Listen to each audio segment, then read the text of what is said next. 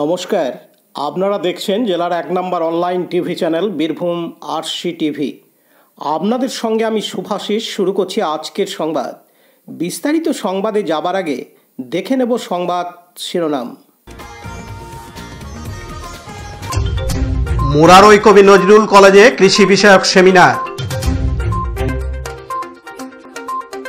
দুবরাজপুর মারোয়ারি কিশোর সংঘের পরিচালনায় গণেশ পুজো। বেলেরা ব্যবসায়ী সমিতির আয়োজনে জাঁকজমকপূর্ণ গণেশ পুজো।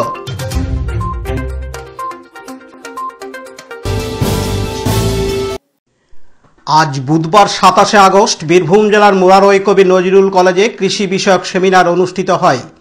এই সেমিনারে অংশগ্রহণ করেন এলাকার পুরুষ ও মহিলা চাষি, কলেজের ছাত্রছাত্রী, কলেজের অধ্যাপক ও বিশিষ্ট সমাজসেবীরা। এই সেমিনারে কৃষিতে পেস্টিসাইড ও জৈব সার নিজের বাড়িতে অল্প পয়সায় তৈরি করে ভালো ফলন কিভাবে পাওয়া যাবে সেই সম্বন্ধে বোঝান মুরারই নজরুল কলেজের অধ্যাপক ডক্টর কৃষ্ণেন্দু আচারিয়া। সঙ্গে ছিলেন মুরারই নজরুল কলেজের অধ্যক্ষ ডক্টর মুকেশ সিং, কৃষি অধিকর্তা শুভ গোস্বামী, মুরারই 1 নম্বর ব্লকের কৃষি অধিকর্তা অনুপম হালদার ও চাষিরা। এদিন মুরারই নজরুল কলেজের অধ্যাপক ডক্টর কৃষ্ণেন্দু আচারিয়া জানান, আজকে কাদেরকে কি বোঝালেন? আজকে যারা এসছেন তারা এখানকার ফার্মার, তারা কীভাবে নিজের পায়ে স্বনির্ভর হতে পারে এবং নিজেদের চাষটাকে কীভাবে সুস্থায়ী কৃষিতে পরিণত করতে পারে তার জন্য একটা বিস্তৃত আলোচনা হলো। যে পদ্ধতিটা আমরা নিয়ে লড়াই করছি, এই পদ্ধতিটা নাম হচ্ছে নো টু ইনঅর্গানিক এগ্রিকালচার আর নয় অজৈব চাষ। তো অজৈব চাষের যে বিভিন্ন রকম ফল আমরা এখন ভোগ করছি, সেখান থেকে কিভাবে আমাদের জমিগুলোকে জৈব চাষের দিকে নিয়ে যেতে পারি খুব কম পয়সায়, তার একটা ক্ষুদ্র চেষ্টা করছি। দেখা যাক সবাই মিলে একটা নতুন সুস্থ জীবন বা ফসল কীভাবে আমাদের আগামীকে উপহার দিতে পারি তার এই প্রচেষ্টা। আপনার নাম?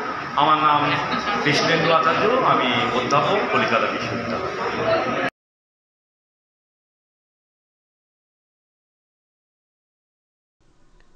দীপু মিয়ার report, Birbhum RC TV, Murarai. বীরভূমের অন্যতম ব্যবসায়িক প্রতিষ্ঠান হল দুবরাজপুর শহর। আর এই শহরে মারোয়ারি কিশোর সংঘের পরিচালনায় গত কয়েক বছর ধরে হয়ে আসছে গণেশ পুজো। প্রতি বছরই ধুমধামের সঙ্গে এই পুজো করে আসছে মারোয়ারি সমাজ। হোমযজ্ঞ সহকারে রীতিনীতি মেনে এই পুজো করে থাকেন তারা। এই পুজোকে কেন্দ্র করে বাচ্চাদের নিয়ে সাংস্কৃতিক অনুষ্ঠানের আয়োজন করা হয়।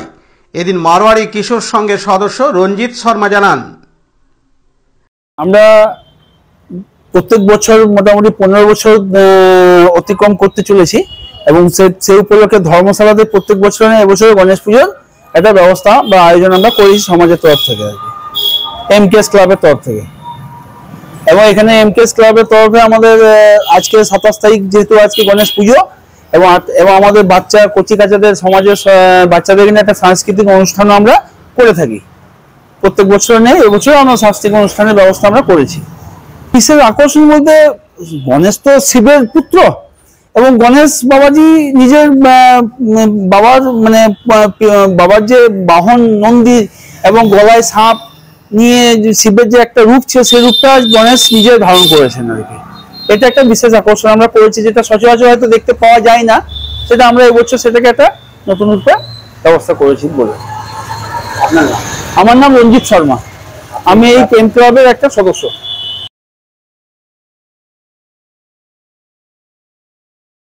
লালটু মুখার্জির report, Birbhum RC TV, Dubrajpur. প্রতি বছরের ন্যায় এবছরও রাজনগর থানার বেলেরা গ্রামে ব্যবসায়ী সমিতির উদ্যোগে ভক্তিপূর্ণ পরিবেশে পূজিত হলেন সিদ্ধিদাতা গণেশ। এদিন সকালে পুকুর থেকে ঘট আনয়নের মাধ্যমে শুভ সূচনা হয় পূজা অর্চনা। ঐতিহ্য মেনে আনুষ্ঠানিকতায় যেন ভক্তদের মনে এক অনন্য পবিত্রতার অনুভূতি জাগিয়ে তোলে। গোটা মণ্ডপ প্রাঙ্গণ সেজে উঠেছিল অপরূপ আলোকসজ্জায়, যেখানে আলো আর রঙের সমন্বয়ে সৃষ্টি হয়েছিল এক অপূর্ব আধ্যাত্মিক আবহ। চারিদিক মুখরিত ছিল ভক্তদের সমবেত প্রার্থনা গণপতি বাপ্পা মরিয়া ধ্বনিতে। এই আয়োজন শুধু একটি পুজো নয়, বরং ভক্তি, ভালোবাসা ও সামাজিক সম্প্রীতির মিলনক্ষেত্র। ব্যবসায়ী সমিতির এই ঐতিহ্যবাহী উদ্যোগ ভক্তজনের মনে এনে দিয়েছে শান্তি, আনন্দ, আশা।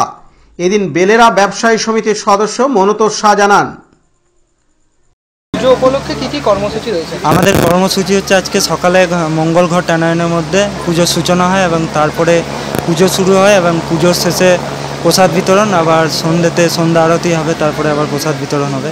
পুজোর প্রস্তুতি পর্ব কবে থেকে শুরু হয়েছে? আমাদের 7 দিন থেকে প্রস্তুতি চলছে, প্যান্ডেল করা, লাইটের গেট বাঁধা, এসব প্রস্তুতি 7 দিন ধরেই চলছে। পুজোর এই মূল উদ্যোক্তা কারা? মূল উদ্যোগ হচ্ছে আমাদের এই বেলেরা ব্যবসায়ী সমিতি এবং আরও গ্রামের অন্যান্য সব আছে। কত বছর থেকে পুজো হয়ে আসছে? বিগত 3 বছর ধরে পুজো হচ্ছে, এবছর আমাদের 3য় বর্ষ পড়ছে পুজোর। পুজোর যে ব্যয়ভার, এই ব্যয়ভার কারা বহন করে? ব্যয়ভার আমাদের বেলের ব্যবসায়ী সমিতি এবং গ্রামের অন্যান্য মানুষরা সব সকলের সহযোগিতায়। আপনার পরিচয়? আমি হচ্ছে এই কমিটির সদস্য মনোতোষ শাহ।